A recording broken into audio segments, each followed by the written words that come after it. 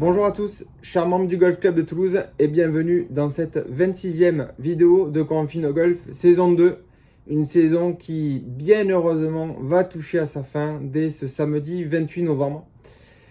Je vous rappelle les conditions de jeu à partir de samedi matin. Donc vous pouvez, depuis hier soir, jeudi, réserver vos départs en ligne jusqu'à 4 jours à l'avance. Nous avons ouvert les réservations sur 9 trous, du trou numéro 1 et du trou numéro 10, ou du trou numéro 10, afin de vous accompagner et de vous aider à gérer les 3 heures de déplacement autorisé. J'ai également souhaité mettre en place ce système de réservation pour permettre à un plus grand nombre de jouer sur les créneaux que vous privilégiez tous le matin ou le début d'après-midi, en tout cas pour ce week-end, et également pour faciliter le jeu des membres qui ne peuvent jouer qu'en voiturette. Nous pourrons donc vous accueillir dès samedi matin au starter, où nous vous demanderons de respecter scrupuleusement le protocole sanitaire qui vous sera transmis dans le prochain email. Nous vous donnons également rendez-vous vendredi soir, ce soir, à 19h30 pour une réunion en visioconférence. J'espère que vous serez nombreux à y assister. Vous pourrez poser vos questions sur le fonctionnement du club dans les jours à venir. Toutes les règles qui ont été mises en place sont pour l'instant tenues pour ce week-end, pour le début de la semaine prochaine, et on va dire jusqu'à nouvel ordre, jusqu'en tout cas ce qui est peut-être de nouvelles annonces plus permissives pour la pratique de notre sport. Voilà, en attendant, je vous laisse avec ce nouveau Confine Golf, le portrait golfeuse de nos deux accompagnatrices, Anne-Marie Cousse et Ariane Provost, et puis le cours de Christophe Berthelot pour finir de se remettre dans le bain avec la 3e étape des fondamentaux. Bonne journée à tous. Bonjour Anne-Marie, bonjour Bonjour Ariane, Françoise. Bonjour Françoise, vous allez Bonjour bien? Marie. ça va? Salut Anne-Marie. Tout le monde va bien, c'est parfait. Oui. Alors, quelques mots sur chacune de vous. Anne-Marie, tu as été présidente de notre club de 2006 à 2012 et actuellement tu es au conseil d'administration, tu es au bureau déjà, et au conseil d'administration, tu es en charge des subventions. Ensuite, Ariane, toi, tu as rejoint notre club l'année dernière et maintenant tu es responsable sportif Oui. et en charge de l'organisation des compétitions et puis au niveau de l'école de golf, de tout le côté administratif. Voilà. Donc, ça, c'est pour brosser le tableau rapidement. Et en fait, là, avec vous deux, nous allons continuer ce qu'on appelle la story maintenant, c'est un mot à la mode, et nous allons l'utiliser car nous sommes modernes. Donc, la story de la Golfers 2020.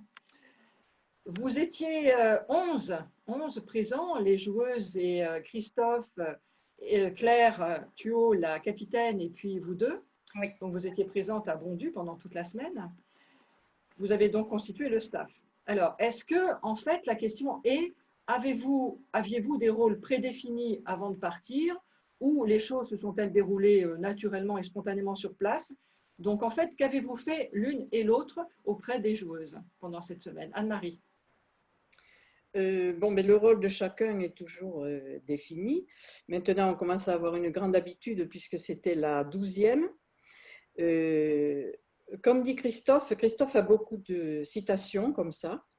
Le coach, les joueuses jouent et le staff s'occupe de l'intendance, de toute la logistique. Voilà, nous sommes là pour soulager à la fois Christophe, la capitaine et les joueuses. D'accord. Et concrètement, ça s'est traduit comment? On fait souvent le taxi, on amène les joueuses, on les ramène, surtout cette année, il y en a qui avaient des cours avec leur université, donc on faisait quelques va-et-vient, on va faire les courses, on leur amène les sandwichs, on leur amène tout ce qu'elles ont oublié parce qu'elles oublient toujours quelque chose. Voilà, nous sommes là, les petites mains derrière qui les soulagent beaucoup. D'accord. Et Ariane? Oui, c'est ça, je suis d'accord avec Anne-Marie. Moi, j'aime bien même donner un autre petit nom à ça, c'est que je dis qu'on est les petits lutins. qui, comme avec le Père Noël, voilà, s'occupe des petits détails techniques pour que vraiment les joueuses soient au top sur le parcours et puis même en dehors. C'est vrai que c'est une grosse organisation de timing. Oui. Tous les soirs, on préparait la feuille de route du lendemain. La première voiture part à 7h30, la deuxième voiture à 8h45. Donc, entre-temps, la personne qui fait le taxi repasse à la maison, mange son petit-déj à ce moment-là, et puis repart avec la deuxième vague. Et voilà, c'est aussi une question d'organisation parce qu'au moment des match-play, il y a des filles qui vont jouer le matin et l'après-midi, d'autres que l'après-midi ou que le matin. Donc voilà, pour rester le plus au calme possible, on fait pas mal de va-et-vient pour voilà, garder les joueuses au meilleur de leur forme. Ouais. Et y a-t-il eu parfois des baisses de morale des joueuses qu'il a fallu consoler, remotiver pour quelque raison que ce soit? Oui, bah, bien sûr, toujours, je me permets d'intervenir toujours dans ce genre de compétition parce que ben, au départ, le golf, c'est un sport individuel. Là, nos joueuses en plus jouent beaucoup de compétitions dans l'année et très peu de compétitions en équipe. Et du coup, ben, je pense que par l'âme du club, cette compétition, la Golfers, devient une compétition incontournable pour nos joueuses durant l'année. Et du coup, je dis on parce que je l'ai vécu, on a envie de bien faire, de bien jouer, de donner au maximum pour l'équipe. Et dès que ça coince un peu, ben, on se met un peu la rate au courbouillon en disant j'ai perdu mon match ou j'ai fait tant de bogeys et je mets un peu mon équipe dans l'embarras parce que je ne suis pas au top de mon niveau, quoi. Puis on connaît le caractère de chacun, de chacune. Et on sait quelquefois le mot qu'il faut leur dire pour les réconforter, quoi. Ouais, ouais. Donc, vous avez sûrement été des mamans parfaites. Oui, bah alors surtout Anne-Marie, hein, puisque Anne-Marie nous suit depuis un paquet d'années. Et c'est vrai qu'elle a toujours le petit mot qui va bien à chacune en plus, parce que bon, on est toutes différentes, mais elle nous a tellement cernées que c'est soit une petite blague à l'une parce qu'elle en a besoin pour retrouver le sourire, ou une bonne caresse dans le dos parce qu'il y en a une qui a besoin de réconfort. Enfin voilà, c'est vraiment l'instinct d'Anne-Marie qui parle à chaque fois et qui ne se trompe pas. C'est la famille. Voilà. Alors Anne-Marie, justement, toi qui as vécu du coup 12 golfeurs, ce qui est une très très belle expérience. Plus les années de deuxième division et troisième division, promotion. Avec Christophe, on s'est suivis comme ça, on ne se lâche pas. Voilà, c'est ça. Alors, peux-tu nous dire quelle évolution tu as remarqué depuis toutes ces années? Comment se comportent les joueuses? Est-ce qu'elles s'entraînent différemment? Leurs sources de motivation sont-elles différentes? Leur mentalité? Que peux-tu dire sur ça?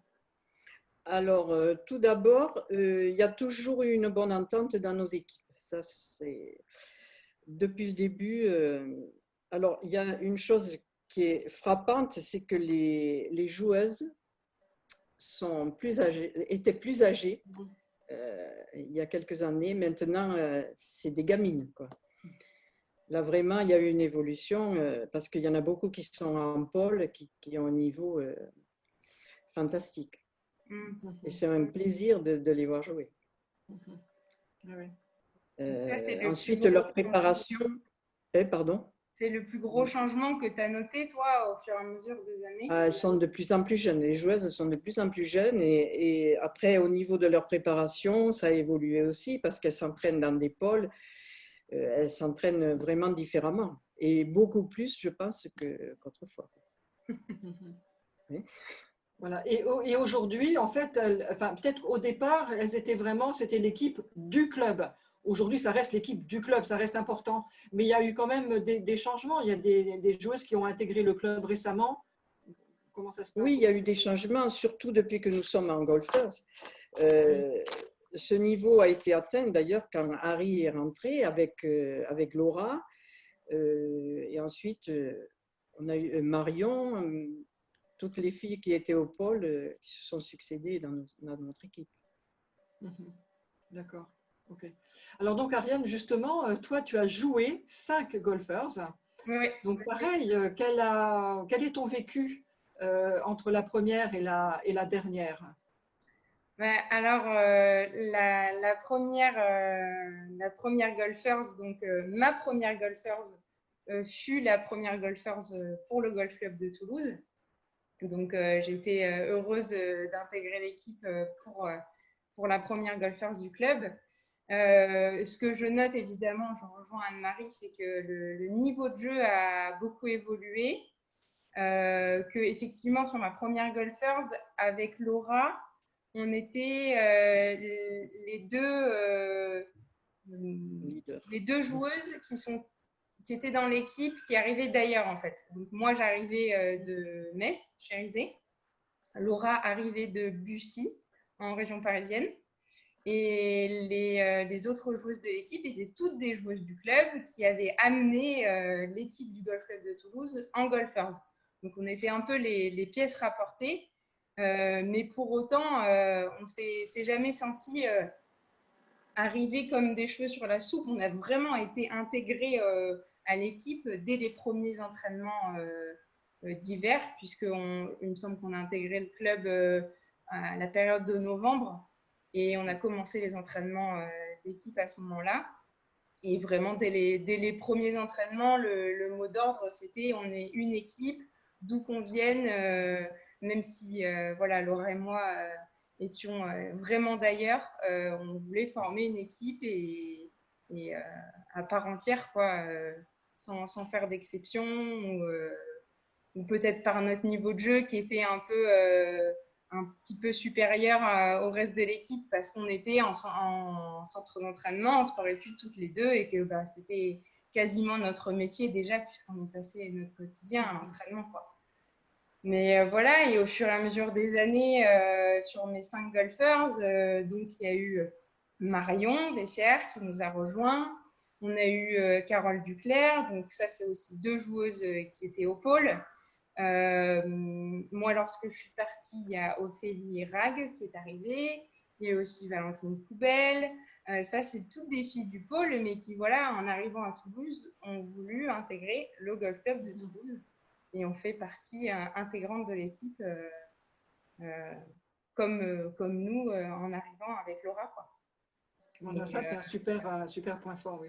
Ouais, super point fort. Et puis après, ce que je note évidemment, c'est l'évolution du discours de Christophe, qui sur la première Golfers, c'était une première pour lui aussi, en tant que coach, d'intégrer la première division nationale.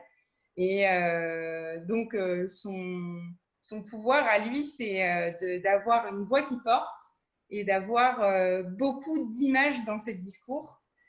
On a plein de petites phrases qui nous viennent en tête. Je vois Anne-Marie qui sourit. Voilà. Et moi, celle qui me marque le plus, c'est on n'est pas venu ici pour se gratter le ventre avec une patte de lapin, les gars, donc on va tout donner. Voilà, donc c'est sûr que, en première Golfers, on se dit ok, c'est la première du coach, mais il sait déjà de quoi il parle et il sait où il veut nous amener. Voilà, et puis voilà, au fur et à mesure des années, le discours de Christophe qui évolue parce qu'il connaît par cœur cette semaine, bien que les joueuses changent un peu chaque année. Il y a des nouvelles, il y en a qui partent, mais le contexte reste le même. Il connaît l'organisation sur le bout de ses doigts, il anticipe chaque instant. Enfin, vraiment, c'est notable, quoi, là, en tant que joueuse, puis cette année, en tant que membre du staff, pour avoir raté 6 ans, puisque j'étais passée pro entre 2013 et 2019, j'ai constaté cette année vraiment que le discours de Christophe et la vie de Christophe sur cette semaine était maintenant hyper bien ficelée et toujours autant à fond. Ça, c'est génial. Oui. Ça, c'est sûr, et ça a donc porté ses fruits. Oui. Ça a porté ses fruits. Alors là, donc, tu viens de dire, Ariane, que tu as été pro pendant quelques années. Oui. Et maintenant, donc je crois savoir que que tu as rejoint le statut amateur ou retrouvé le statut amateur. Quasiment. Donc, as-tu quelques ambitions ou envies pour la prochaine Golfers? Et là, Anne-Marie aura quelque chose à te dire. Ah. Harry, Alors oui, effectivement, je suis en train de récupérer mon statut amateur, puisque voilà, pour officiellement retrouver mon statut amateur vis-à-vis de la fédération, vis-à-vis de la PGA France, il fallait que je purge un an sans compétition, sans intervention professionnelle. Et ma dernière intervention date du mois de février 2020. Donc là, j'ai même eu aujourd'hui une réponse de la fédération me confirmant que à la fin de la signature du document officiel, je récupérerai mon statut amateur à la mi-février. Donc je serai Donc la Golfers 2001 est sur ton agenda. Oui. Alors, Alors Anne-Marie. maintenant, il faut que je me batte. Hein. Je pense que ma place n'est vraiment pas toute faite dans cette équipe, mais je suis vraiment déterminée à remettre un pied à l'équipe. donc Harry, moi je Ouais. voudrais te rappeler une petite anecdote. Lors de notre première Golfers, j'ai eu le plaisir de te quadayer. Oui. C'était au Médoc sur le parcours des châteaux. Mais. Et au trou numéro 5, tu as fait un trou en un. Ouais, exact. C'était, je crois, ton premier. Ouais, ton premier. Tu en as fait un autre par la suite quand tu étais pro. Donc, est-ce que tu voudrais faire si je viens te quadayer à Saint-Germain, est-ce que tu es prête à faire ton troisième trou en un? Bah, évidemment. Évidemment, avec grand plaisir, je t'aurai sur le sac et je vais évidemment essayer de faire trou en un parce qu'on sait tous que c'est un bon coup de chance quand même. Mais c'est un chouette souvenir que tu me rappelles là. Donc, oui. Un bon souvenir. Hein? Ouais, un très bon souvenir, c'est sûr. Première Golfers, c'était la deuxième, je ne sais plus, mais en tout La cas, première. voilà, première. Voilà, tu vois, ça parle. Bon, bah écoutez, je vois que rendez-vous est pris. Voilà, donc ça c'est formidable. Donc, on compte sur ton prochain trou en un, Ariane, là vraiment qu'on célébrera avec, voilà, dignement. Donc, écoute, on te souhaite d'arriver à obtenir ce que tu veux et puis à recommencer des compétitions de très bon niveau. Et donc, à très bientôt toutes les deux. Au revoir. Oui, merci à très bientôt. Merci beaucoup, à Françoise. très bientôt au club. Là. Hein? Oui, à bientôt au club. À bientôt. Et à bientôt au club, bien sûr. Au revoir.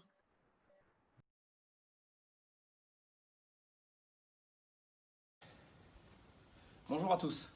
Aujourd'hui, je vais vous proposer un exercice sur le wedging. Le wedging, c'est très important et ça se travaille. Et il faut bien avoir dans la tête ce qu'on doit produire pour avoir quelque chose de régulier au wedging. Les distances bien étalonnées, ça c'est pour moi très important. D'abord, petit exercice.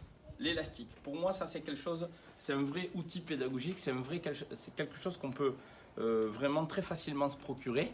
Et en termes d'échauffement, j'aime bien celui-là. Vous mettez comme ça en posture. Et puis là, qu'est-ce que je fais? J'essaie de venir. Voilà, je maîtrise la descente. Je fais ça une dizaine de fois. Vous allez voir. Voilà. Ok, je fais ça. Après, je peux faire ça. Vous voyez, hop, les bras, les épaules. Ok. Après, je peux attacher ça à un arbre. Merci l'arbre. Et je peux, voilà, tirer d'un côté. Tirer d'un côté. Voilà. Hein, déjà, je m'échauffe bien là. Voilà. Donc là, je suis chauffé. Merci l'arbre. Maintenant, le wedging. Le wedging, moi j'aime bien travailler sur un terme qui veut vraiment bien dire ce qu'il veut dire, c'est l'angle constant. Je pense que sur le wedging, on doit vraiment travailler sur cette notion au moment de l'impact. Pardon, oui. Au moment de l'impact, on doit vraiment, on doit vraiment garder cette position-là de connexion. Voilà, vous voyez bien mon organisation, ma balle plutôt milieu droit pour avoir un angle d'attaque plutôt descendant. Et je suis bien en équilibre, bien organisé dans mes fondamentaux pour garder un angle constant. Vous voyez que cet angle-là ne change pas. Et je vais vous proposer deux exercices. Le premier, avec le ballon, vous allez mettre un ballon en mousse, alors ça peut être une balle en mousse, ça peut être quelque chose comme ça. L'idée c'est de produire cet exercice-là. Vous voyez, vous le mettez dans vos avant-bras et vous allez pouvoir produire voilà, ce retournement. Voilà, les bras sont bien bloqués là.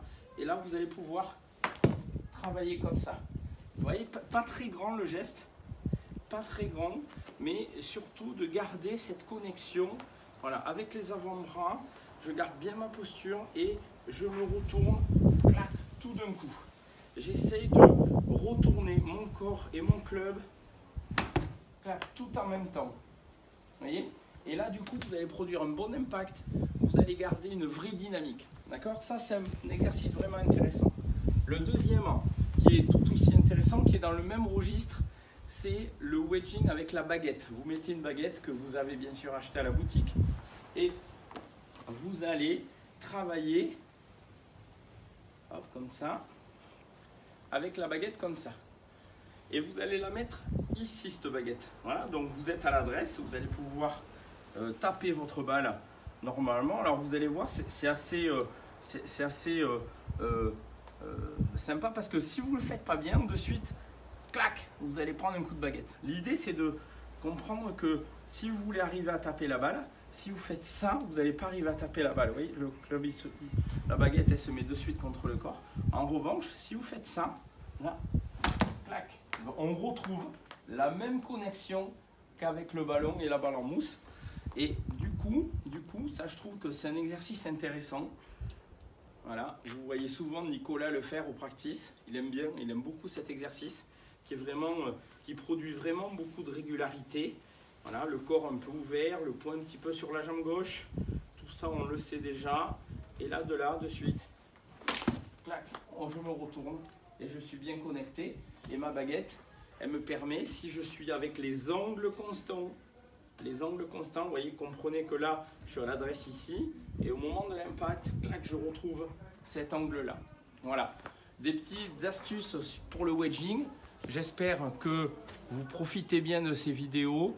Posez-nous des questions, envoyez-nous des vidéos. Avec Thomas, on fera un plaisir de vous y répondre.